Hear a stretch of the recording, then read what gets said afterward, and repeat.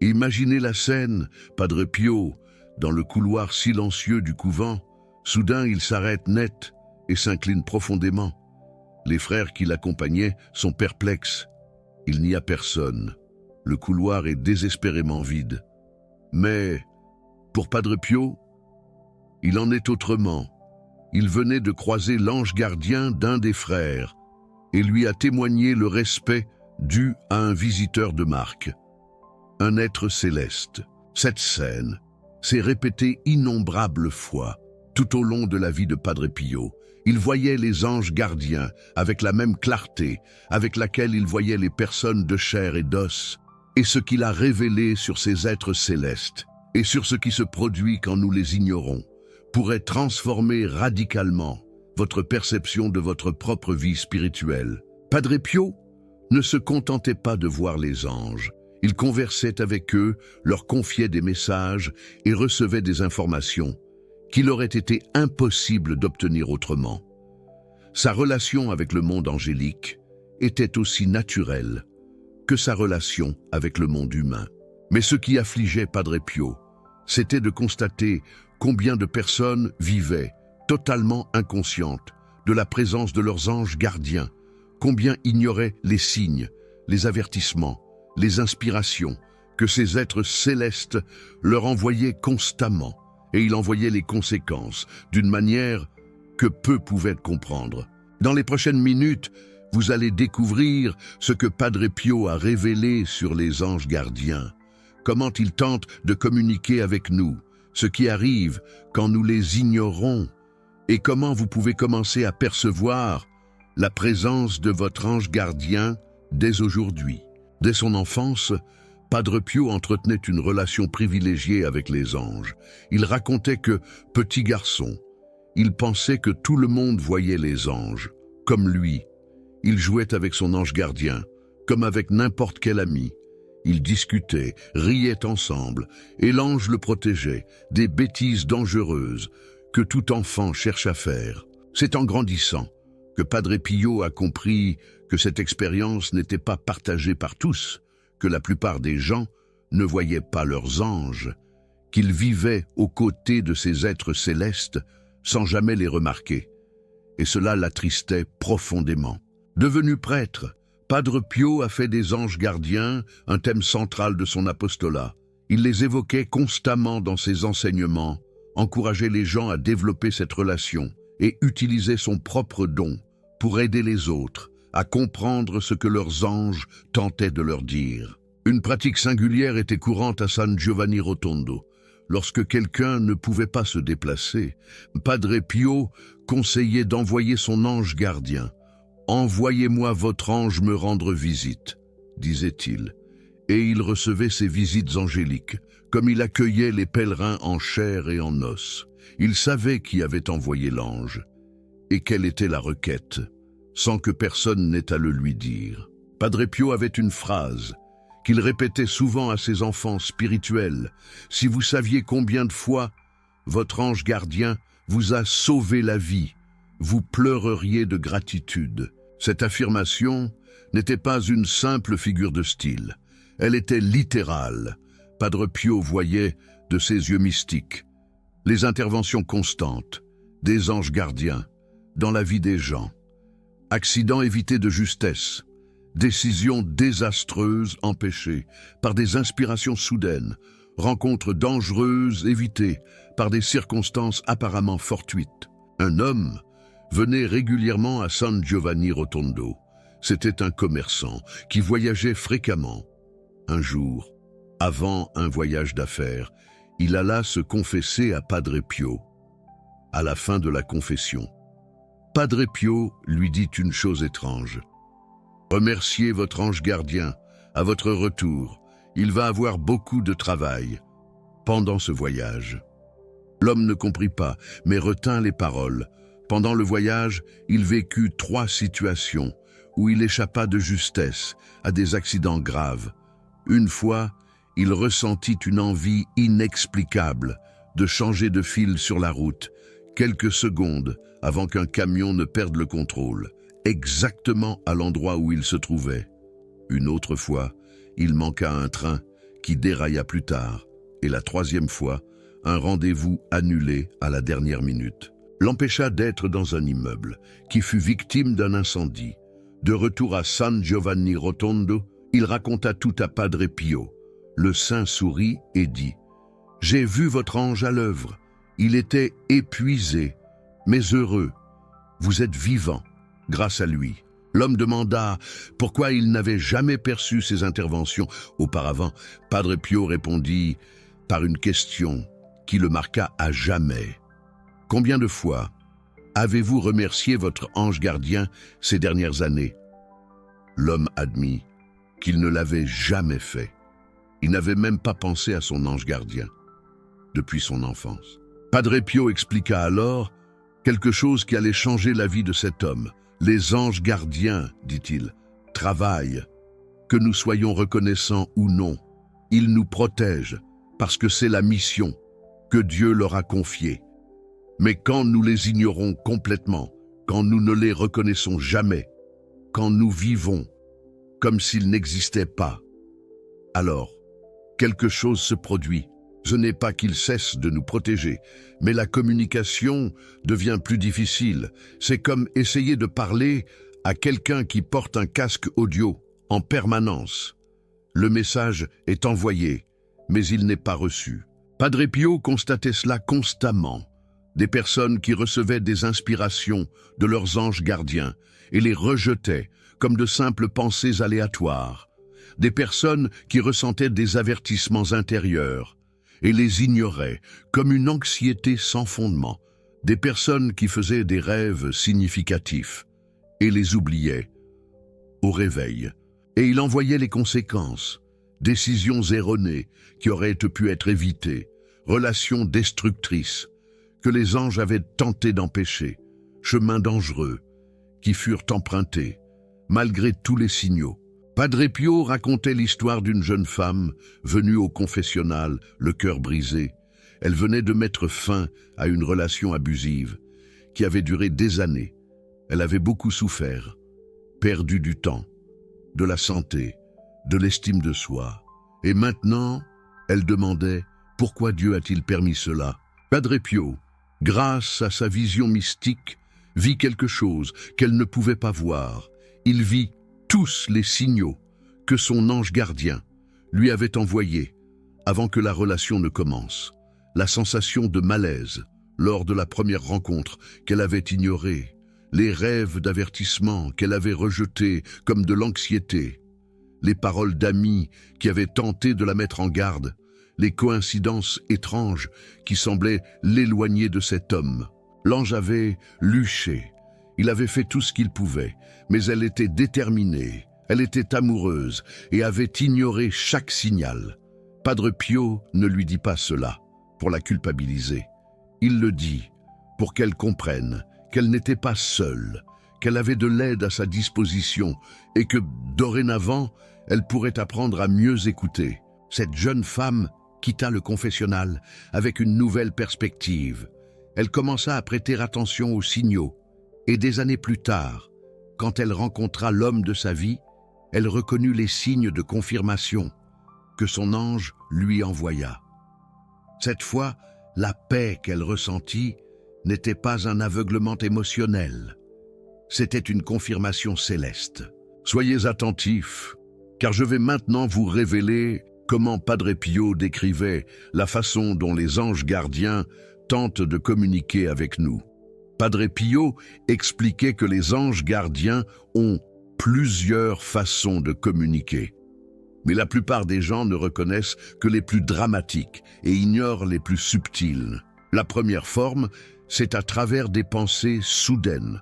Vous êtes sur le point de faire quelque chose et, soudain, une pensée surgit. Ne fais pas ça maintenant, ou appelle cette personne, ou encore vérifie cette chose. Ces pensées qui semblent venir de nulle part, surtout quand elles ont un ton d'urgence ou de protection, sont souvent des inspirations de votre ange gardien. Padre Pio racontait l'histoire d'une femme qui quittait sa maison pour un voyage. Elle avait déjà sa valise à la main quand elle a eu une pensée soudaine. Vérifie la gazinière. Elle a failli l'ignorer, parce qu'elle était sûre de l'avoir éteinte. Mais quelque chose l'a fait revenir. La gazinière était allumée. Si elle était partie en voyage, la maison aurait pris feu. Quand elle a raconté ça à Padre Pio, il a dit « Votre ange criait, heureusement que vous avez écouté cette fois ». La deuxième forme de communication, c'est à travers des sentiments inexpliqués. Une sensation de malaise dans un endroit. Une réticence à accepter une invitation. Une paix soudaine au milieu d'une décision difficile. Ces sentiments qui n'ont pas d'explication rationnelle sont souvent l'ange gardien qui influence nos émotions pour nous guider. Padre Pio connaissait un jeune homme qui était sur le point d'accepter un emploi qui semblait parfait. Bon salaire, bonne position, entreprise respectable. Mais chaque fois qu'il pensait à accepter, il sentait un poids sur sa poitrine. Il n'y avait aucune raison logique à cela, tout semblait bien.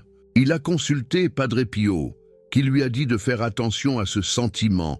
Le jeune homme a refusé l'emploi, à la stupéfaction de tous. Des mois plus tard, l'entreprise a été découverte dans une escroquerie. Tous les employés ont été inquiétés. Certains ont été arrêtés. Le jeune homme aurait été l'un d'eux. Padre Pio lui a dit « Votre ange savait ce que vous ne pouviez pas savoir. » Et il a trouvé un moyen de vous avertir. La troisième forme de communication, c'est à travers des coïncidences significatives. Vous pensez à quelqu'un et cette personne appelle. Vous avez besoin d'une information et elle apparaît de manière inattendue. Vous êtes perdu et vous trouvez exactement qui peut vous aider. Padre Pio enseignait qu'il n'existe pas de coïncidence dans la vie spirituelle.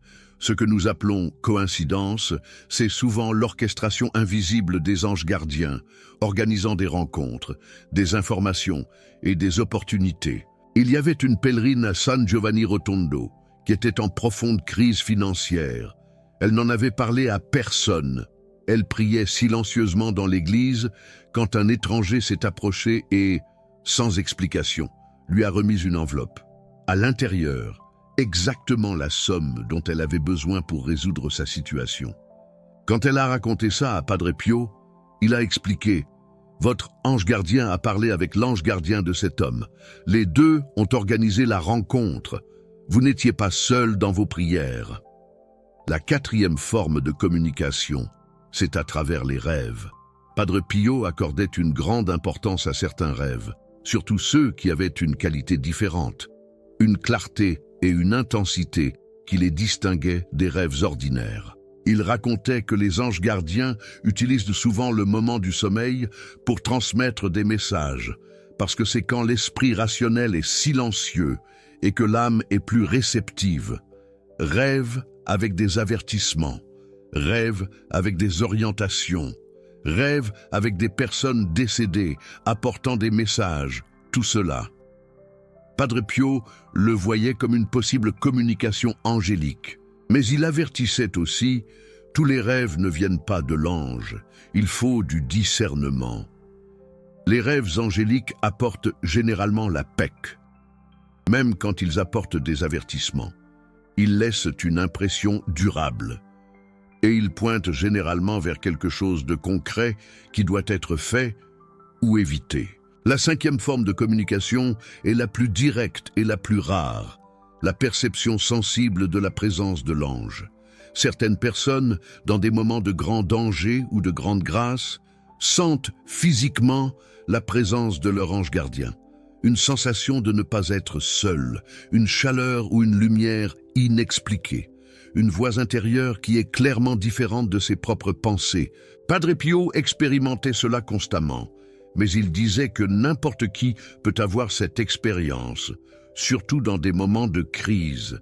Le problème, c'est que beaucoup rejettent ces expériences comme de l'imagination ou une coïncidence. Il y avait un soldat qui avait combattu pendant la Seconde Guerre mondiale.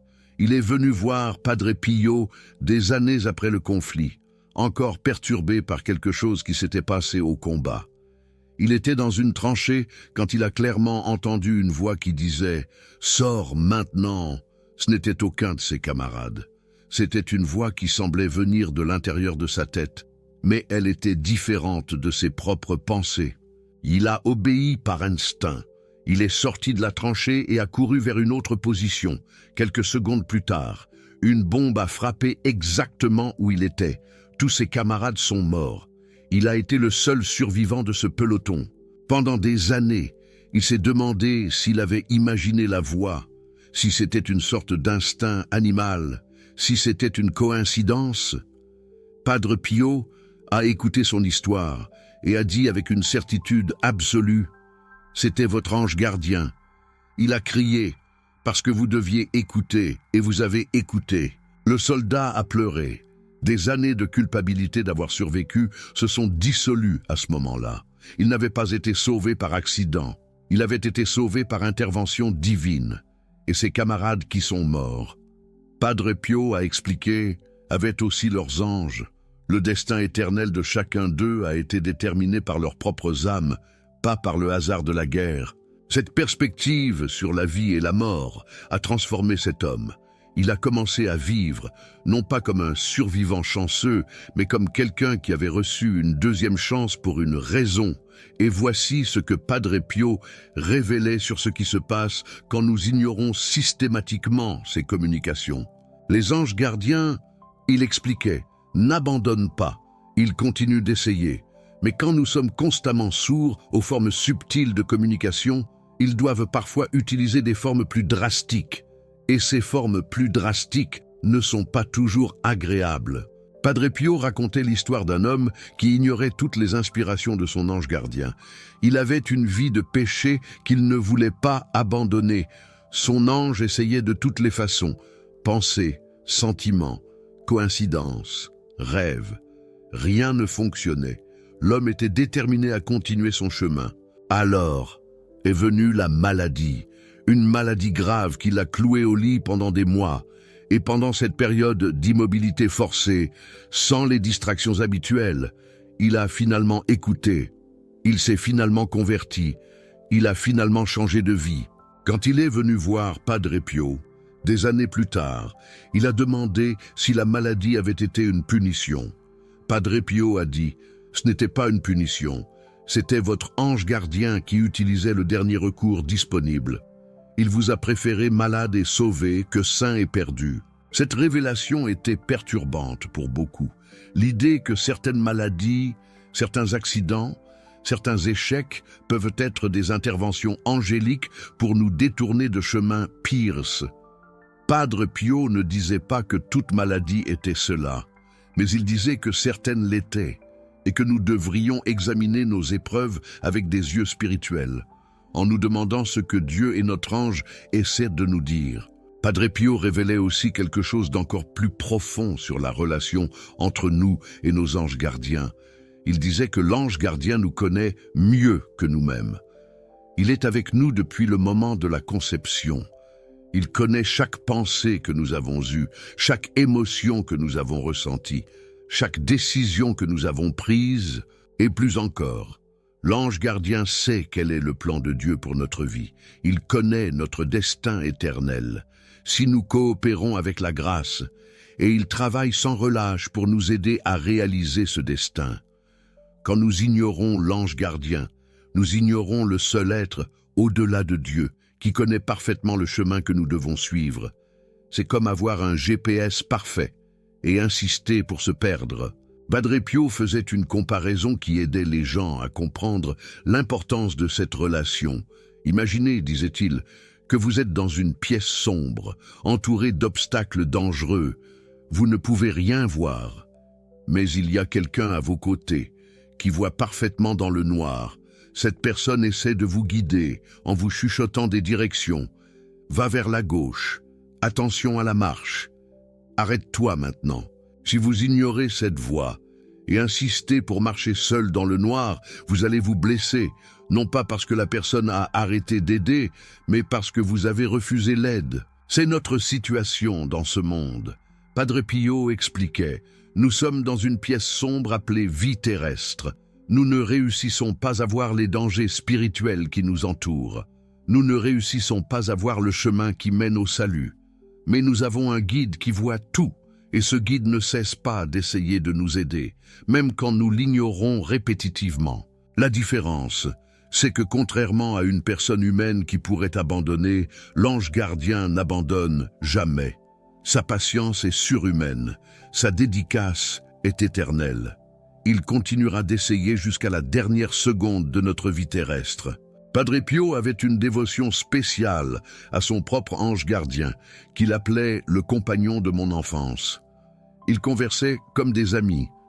Padre Pio envoyait des messages à travers lui à des personnes distantes, et son ange apportait des informations sur les besoins de ses enfants spirituels à travers le monde. Il y avait des gens qui écrivaient des lettres à Padre Pio en lui demandant des prières, avant que les lettres n'arrivent physiquement à San Giovanni Rotondo. Padre Pio connaissait déjà le contenu. Son ange gardien avait reçu l'information de l'ange gardien de l'expéditeur. Padre Pio encourageait tout le monde à développer cette relation avec leurs anges. Il disait « Parlez à votre ange. Il vous écoute. Demandez son aide. Il attend qu'on la lui demande. Remerciez-le pour sa protection. Il mérite de la reconnaissance. » Et il donnait des instructions pratiques que je vais partager avec vous maintenant. Premièrement, Padre Pio recommandait de saluer l'ange gardien au réveil. Avant toute autre prière, un simple « Bonjour, mon ange gardien. Merci de m'avoir protégé pendant la nuit. Accompagne-moi et guide-moi aujourd'hui. » Cette habitude simple, il expliquait « Ouvre un canal de communication. Établit une connexion consciente qui facilite toutes les autres formes de communication au long de la journée. » Deuxièmement, Padre Pio recommandait de demander l'aide de l'ange dans des situations spécifiques. Non seulement une protection générique, mais une aide concrète. « J'ai besoin de trouver une solution à ce problème. Aide-moi à dire les mots justes dans cette conversation. Protège-moi dans ce voyage. » Les anges, il expliquait, peuvent aider dans des choses très pratiques. Ils ne sont pas limités à des questions strictement spirituelles. Padre Pio demandait de l'aide à son ange pour des choses du quotidien et recevait cette aide régulièrement. Troisièmement, Padre Pio recommandait de prêter attention aux inspirations soudaines. Quand une pensée de protection ou d'orientation surgit apparemment de nulle part, ne pas la rejeter automatiquement, se demander « Est-ce que ça peut être mon ange qui essaie de me dire quelque chose ?» Toute inspiration soudaine n'est pas angélique. Mais développer l'habitude de considérer cette possibilité nous rend plus attentifs aux communications authentiques. Quatrièmement, Padre Pio incitait à envoyer l'ange gardien en mission. C'était une de ses pratiques les plus caractéristiques. Il disait aux gens « Envoyez votre ange en avant. Si vous allez à une rencontre difficile, envoyez votre ange avant pour préparer le chemin. Si vous avez besoin que quelqu'un reçoive un message, demandez à votre ange de parler avec l'ange de cette personne. » Padre Pio faisait cela constamment, et les résultats étaient visibles. Des rencontres qui devaient être conflictuelles devenaient harmonieuses. Des personnes changeaient d'attitude sans explication apparente. Des portes fermées s'ouvraient mystérieusement. Un avocat est venu voir Padre Pio avec une affaire difficile. Il avait besoin de convaincre un juge qui semblait complètement fermé à ses arguments. Toutes les tentatives légales avaient échoué. Padre Pio lui a dit d'envoyer son ange gardien avant la prochaine audience, en lui demandant de parler avec l'ange du juge. L'avocat a fait cela la nuit précédente. À l'audience, quelque chose d'inexplicable s'est produit. Le juge, qui avant semblait hostile, s'est soudain montré ouvert à reconsidérer. L'affaire a eu un résultat favorable que personne n'attendait. L'avocat est retourné à San Giovanni Rotondo pour remercier. Padre Pio a souri et a dit « Les anges ont conversé et ils sont arrivés à un accord. » Cinquièmement, Padre Pio recommandait de remercier l'ange gardien régulièrement, spécialement avant de dormir. Repasser la journée et identifier les moments où l'ange a pu intervenir. Remercier pour les protections que nous percevons et pour celles que nous ne percevons même pas. Cette gratitude, il expliquait, renforce la connexion. Les anges n'ont pas besoin de notre gratitude pour continuer à travailler, mais notre gratitude nous rend plus réceptifs à leur travail. Et il y avait quelque chose d'autre que Padre Pio enseignait sur la relation avec les anges gardiens d'autres personnes. Il disait que nous pouvons demander à notre ange de se communiquer avec l'ange d'une autre personne. Si nous avons une relation difficile avec quelqu'un, nous pouvons demander que les anges préparent le terrain pour la réconciliation. Si nous voulons aider quelqu'un qui est loin, nous pouvons envoyer notre ange pour accompagner l'ange de cette personne. Une mère est venue voir Padre Pio, désespérée, parce que son fils adolescent s'éloignait de la foi et entrait dans de mauvaises compagnies. Padre Pio lui a dit de parler quotidiennement avec l'ange gardien de son fils. Non seulement prier pour son fils, mais spécifiquement demander à son ange de le protéger et de l'inspirer. La mère a suivi les conseils fidèlement. En quelques semaines, le fils a commencé à changer. Il n'y a pas eu une conversion dramatique, mais une série de petits choix qui l'ont éloigné graduellement des mauvaises influences et l'ont ramené. L'ange gardien, renforcé par les prières de la mère, avait réussi à se faire entendre. Cette histoire révélait quelque chose d'important sur comment les prières fonctionnent dans le monde angélique. Quand nous prions pour l'ange gardien d'une autre personne, nous ne sommes pas en train de donner du pouvoir à l'ange. Le pouvoir vient de Dieu. Mais nos prières créent une ouverture, une brèche dans le libre arbitre de l'autre personne, qui permet à l'ange d'agir de façon qui était auparavant bloquée. Padre Pio expliquait ainsi: l'ange gardien respecte le libre arbitre. Il ne peut forcer personne à rien. Mais quand quelqu'un prie pour vous, cela crée une espèce de permission spirituelle. C'est comme si la prière disait à l'ange: cette personne ne demande peut-être pas d'aide, mais moi, je prie pour elle. Agis en conséquence. Cette compréhension a transformé la façon dont beaucoup de personnes priaient pour leurs proches.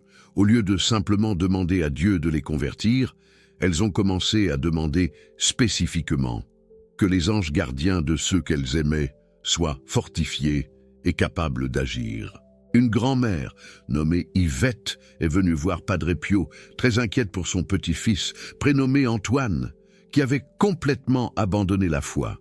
Il n'allait plus à l'église, vivait de façon contraire aux enseignements catholiques et refusait d'écouter le moindre conseil religieux. Padre Pio, lui, a conseillé de prier tous les jours son ange gardien, non pas pour que l'ange le force à quoi que ce soit, mais pour que l'ange trouve des ouvertures, des moments de réflexion, des opportunités de toucher son cœur. Yvette a fait cela fidèlement. Pendant 2 ans, rien ne semblait changer, mais elle a continué.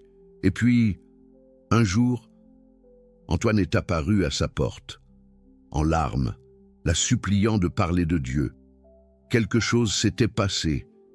Il a dit, il ne savait pas l'expliquer, mais soudain, il ressentait un besoin urgent de changer de vie.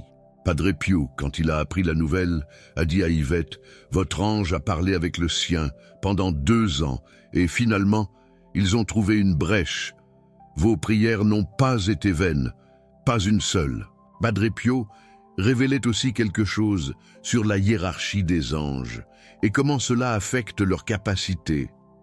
Tous les anges gardiens ne sont pas égaux en pouvoir et en autorité. Certains ont des missions plus importantes et reçoivent plus de ressources célestes pour les accomplir. Ils voyaient que certaines personnes avaient des anges particulièrement puissants, généralement parce qu'elles avaient des missions spéciales dans cette vie. Mais même les personnes avec des anges moins puissants avaient une protection suffisante pour tout ce dont elles avaient besoin. L'important, Padre Pio insistait, n'était pas le pouvoir de l'ange, mais la réceptivité de la personne. Un ange moins puissant, avec une personne réceptive, réussissait plus qu'un ange puissant, avec une personne sourde aux communications célestes. Il y avait un épisode célèbre à San Giovanni Rotondo qui illustrait le pouvoir réel des anges gardiens. Une nuit, des démons ont attaqué violentement la chambre de Padre Pio. Les bruits étaient terribles. Les frères entendirent des fracas, des cris, des sons de lutte. Quand ils sont entrés dans la chambre, ils ont trouvé Padre Pio blessé. Mais en PX, il a expliqué que les démons étaient venus en grand nombre, mais que son ange gardien avait gagné la bataille. Et il a dit quelque chose qui a marqué les frères. Si vous pouviez voir la bataille qui se déroule dans le monde spirituel à chaque moment, vous comprendriez pourquoi nous devons tant à nos anges. Padre Pio voyait ces batailles constamment. Il voyait des démons tentant d'influencer les personnes et des anges gardiens résistants. Il voyait l'effort surhumain que les anges font pour nous protéger, non seulement des dangers physiques, mais des dangers spirituels, beaucoup plus graves. Et il voyait la tristesse des anges quand ils étaient ignorés. Padre Pio décrivait cette tristesse de façon émouvante. Les anges, il disait, ne souffrent pas comme nous, mais il y a quelque chose dans la nature angélique qui s'attriste quand ils voient les personnes qu'ils aiment et protègent, les traiter comme inexistantes. Imaginez travailler inlassablement pour quelqu'un qui ne reconnaît même pas votre existence, qui ne dit jamais « merci », qui ignore tous vos efforts. C'est ce que nous faisons avec nos anges quand nous vivons, comme s'ils n'existaient pas. Padre Pio racontait une vision qu'il avait eue une fois. Il a vu une multitude d'anges gardiens, radiants de lumière, chacun à côté d'une personne. Mais les personnes marchaient en regardant le sol, complètement absorbées par leurs préoccupations terrestres, sans jamais lever les yeux pour voir la gloire qui les accompagnait. Certains anges tentaient d'attirer l'attention de leurs personnes protégées. Ils touchaient leurs épaules spirituelles, chuchotaient dans leurs oreilles intérieures, créaient des opportunités pour être perçus.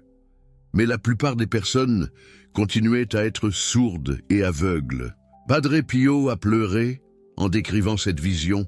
Il a pleuré pour la solitude des anges et il a pleuré pour les opportunités perdues des personnes qui auraient pu avoir tellement plus si seulement elles faisaient attention. Il y avait quelque chose d'autre que Padre Pio révélait sur le destin éternel des anges gardiens. Il enseignait que, au ciel, notre ange gardien sera avec nous pour toujours.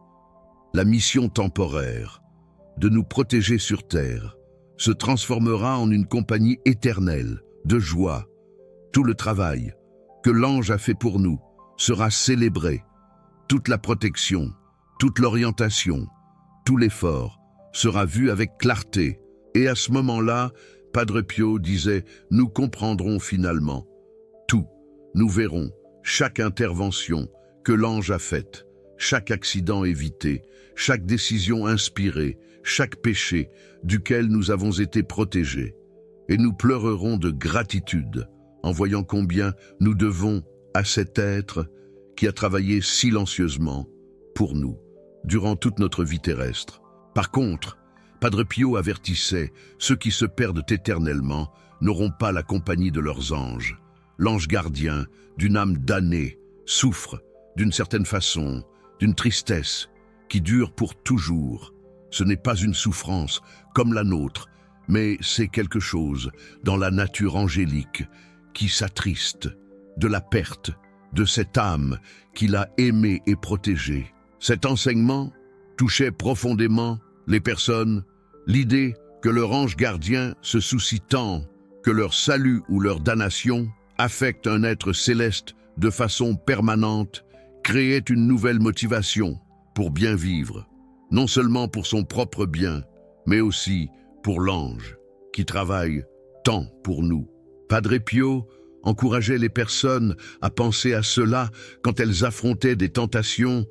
« Souvenez-vous de votre ange », disait-il.